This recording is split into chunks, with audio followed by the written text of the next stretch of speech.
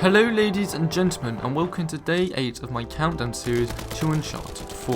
The previous episode and playlist of the series are in the description below, and as always, if you are excited for Uncharted 4 and its multiplayer, then please subscribe. In today's episode, as planned, the multiplayer information for Uncharted 4 has been shown. The roadmap will be available at launch, and the whole idea of what the multiplayer DLC and the microtransactions will be in the actual game. There's a lot to cover. They showed a lot of multiplayer new content, so I'm going to get through it as quickly as possible. I believe the best way to start is working how the microtransactions and the DLC in the game will actually work. Now the first thing, as they showed, they did some of these nice little posters which make it very simple for me to understand and for you to get.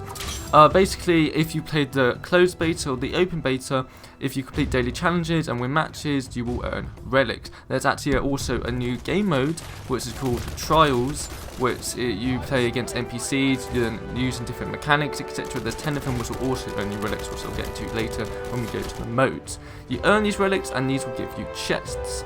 Now these chests, there's a DLC gameplay chest and a DLC vanity chest. The DLC chest gives you weapons, mysticals and boosters and more, and the vanity chest gives you more cosmetic stuff like skins, hats, face wear and taunts. Now the first thing you're wondering is, how do the chests work and is this pay to win? Of course, they always fall into that. Now the chest shops are random, so you might not get the item you want, however you will never get a duplicate item, which is also nice.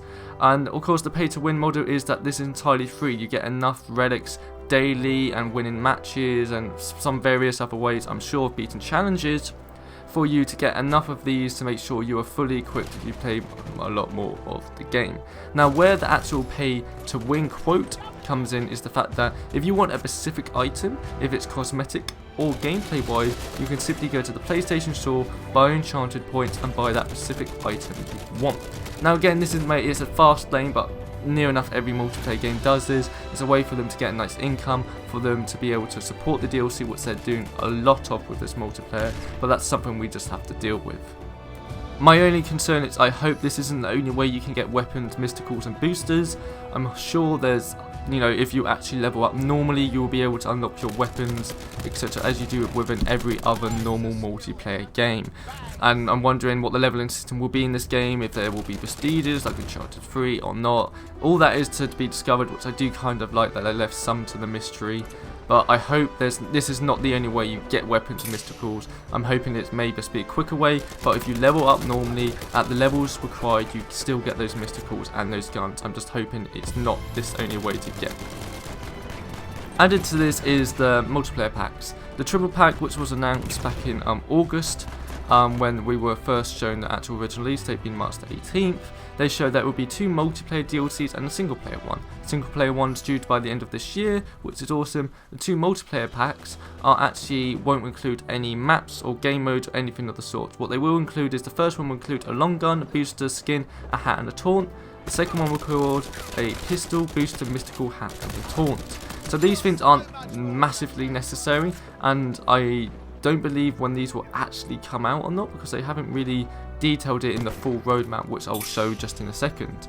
But this is awesome. I hope that once they're actually fully available, probably just after Uncharted 4 launches, they're not too expensive, and I'm going to be playing this game for a long time, so I will definitely grab them myself, as I want everything possible to my equipment. Now we have the game modes that will actually be available at launch. You have the TDM, which was available in both the betas, Plunder, which was announced 2 weekends ago at PAX East, being exactly the same as it was. You now can just traverse through environments to make it easier in Uncharted 4's multiplayer. Now they added a few new ones in.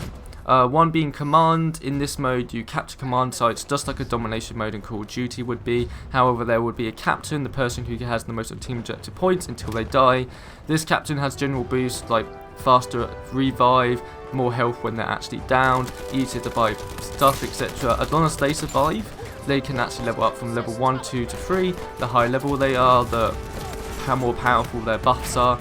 The way they get a higher level is they just do more team objectives like they've always been doing. The higher level they are though, the other team will be able to see that captain easier. For level 1, they only see it on the name tag. Level 2, they'll see them on the radar. Level 3, they will be marked across the map. Of course, each team will have one captain. You kill that captain, depending on what level they are, you'll get a lot more points, making it more of a varied and easy way to come back in the game if you are getting dominated. This is kind of cool and a bit of a unique twist on a normal domination mode, again, from Call of Duty. Another mode is they've added, like I said, a warm-up playlist, which is just a nice way. You only can play a few matches in it just to get used to the mechanics, etc.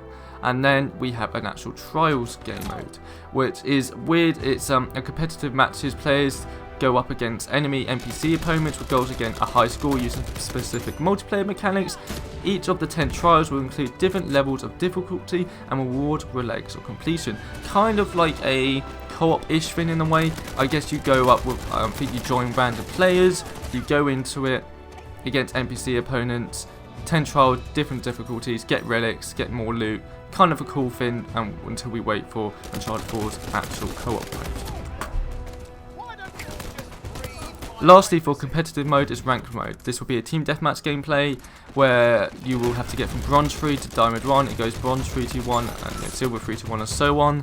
The idea is you have to get points by winning matches. If you lose matches, you lose points. You have to get a certain amount of points to qualify for the next tier. Now to do this, you will go into qualify mode. You have to win a certain amount of matches of your next matches.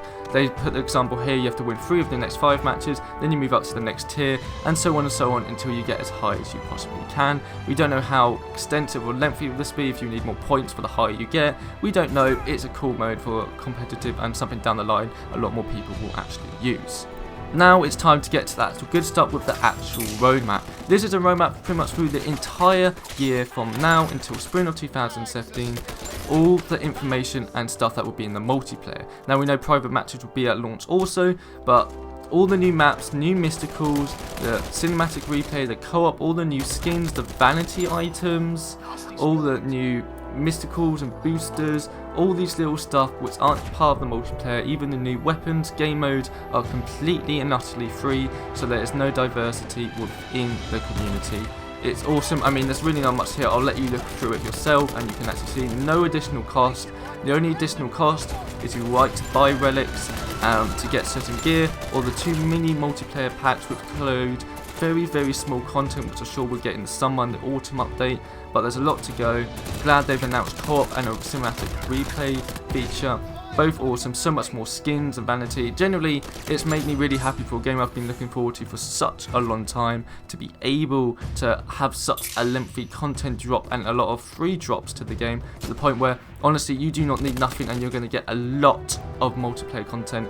This is how most games should do it, and it's a really awesome way, and it makes me so much more excited for the multiplayer, understanding where we're going with it, what to expect, when to expect it, and some really big content drops from now until the end of spring 2017 and maybe beyond, depends how well it does.